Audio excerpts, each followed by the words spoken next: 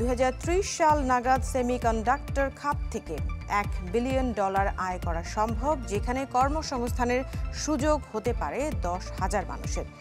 বিএসআইএ ও বুয়েট আয়োজিত এই কনফারেন্সে এই তথ্য তুলে ধরেন বক্তারা।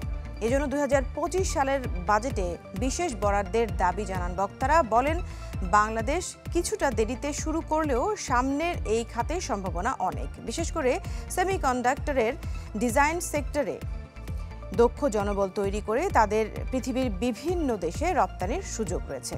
কনফারেন্সের মডারেট করেন বুয়েটের সহকারী অধ্যাপক ডক্টর নাদিম চৌধুরী। মূল প্রবন্ধ উপস্থাপন করেন বিএসআইএর সভাপতি এম.এ. জব্বার। আয়োজনে হামিম গ্রুপের ডিরেক্টর সাজিদ আজাদ সহ সংশ্লিষ্টরাও উপস্থিত ছিলেন। অলরেডি আমরা যেটা টার্গেট করেছি, creating 10,000 jobs and $1 billion revenue from this sector by 2030.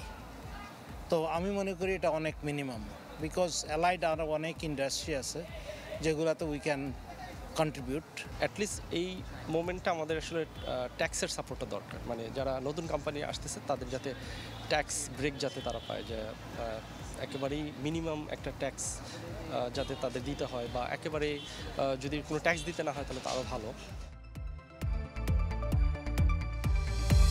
বছর শেষের খুশি নগদে হবে বেশি। নগদ পেমেন্টে নির্দিষ্ট ক্যাটাগরির কেনাকাটায় 300 টাকা পর্যন্ত ক্যাশব্যাক।